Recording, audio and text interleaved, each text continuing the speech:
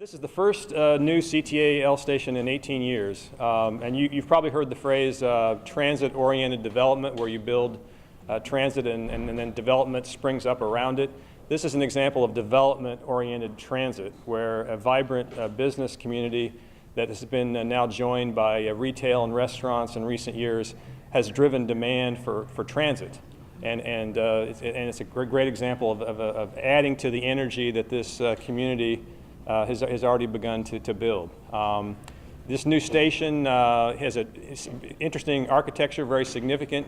It's beautiful, as you'll see. It blends in with takes advantage of some of the older structures nearby, but is also modern and clean with a lot of glass and openness and transparency, as well as modern amenities, fully disabled accessible with 2 elevators. You've got obviously our latest version of security cameras, heaters and canopies for passenger comfort, and all the modern amenities you would want in a new train rail station here in the city of Chicago.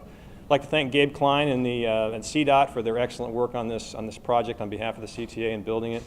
I think it's something that the community is going to enjoy. It's going to add to the vibrancy and growth and the rising ridership on our system, and the increasing commitment to transit that Mayor Emanuel has focused on in his first year in office. We're grateful for that, for his leadership in promoting continuing investment in the system as we continue to hope to capture that increased demand for transit and show how, this is a great example of the role that transit can play in continuing to create wealth in neighborhoods, add to neighborhood vibrancy and quality of life, and create jobs in the community as well. So with that, our transit mayor, Rahm Emanuel. Thank you, Ford. Thank you.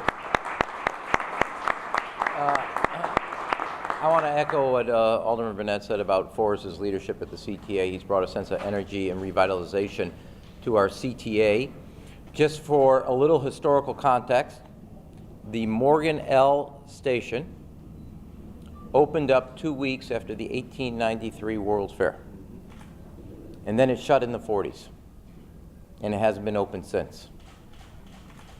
This is the first new L station, as Forrest noted, in 18 years. And there's going to be follow-ons. That's going to happen on the other side at Cermak in a number of years, where we're near McCormick Place, and Motor Row community is going to get a new L station. They've never had one. That's also true up at the Skokie area. And it's also part of the entire revitalization of our CTA stations. As I noted, on the red line on the north side, as we're starting to rebuild those stations, they were last built when Teddy Roosevelt was president. When the Chicago Cubs, I know, Fran, I'm getting a question on that. When the Chicago Cubs, I just want you to know she has a dog called Theo, so you understand. They were first opened in 1908, a number of those stations, and now they're going to finally, after 100+ years of use, are finally get a whole new platform for more service, more safety, and more riders. And that's our entire agenda.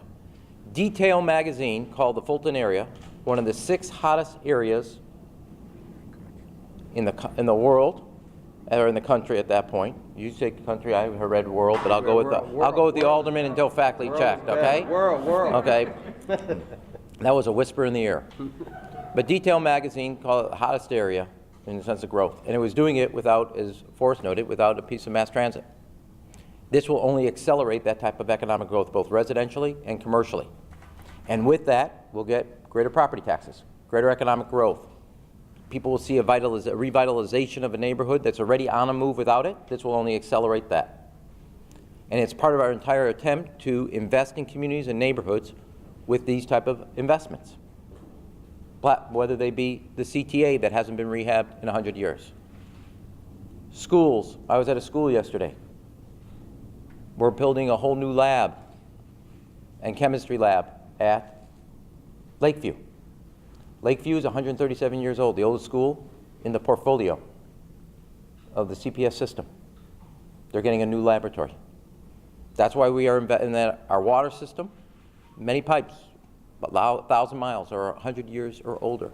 That's why we're building a new Chicago, modernizing our airport, modernizing our CTA, modernizing our school, modernizing our roads, our water system, our parks, building a new Chicago, so every neighborhood, every community, be it residential or commercial, can get the type of economic energy and economic revitalization in the neighborhoods and in our communities, so this continues to be the city that everybody saw this weekend, a world-class city that's able to operate at a world-class level. I want to compliment the CTA for not only the station, but its architectural beauty, and for the neighborhood that's also got this. I want to recognize Congressman Danny Davis's staff members here, because this is also, as Alderman noted, been helpful because the Congressman weighed in on this, and I appreciate your support and Danny Davis's work on this. This is the first, this is the 146th station in the family of CTA stations, and we're going to have a series of ones both rebuilt, revitalized, or totally built where there had not been one before. So I want to thank both Forrest, Gabe, the aldermen, the community leaders, and look forward to the type of investment that this will generate, and it will have ripple effects throughout this area and community. And in 2 weeks from now, if I'm not mistaken, there's actually going to be a taste of Randolph Street, and you're going to be able to take a train station to get here for that. I'm giving a pump to that activity there.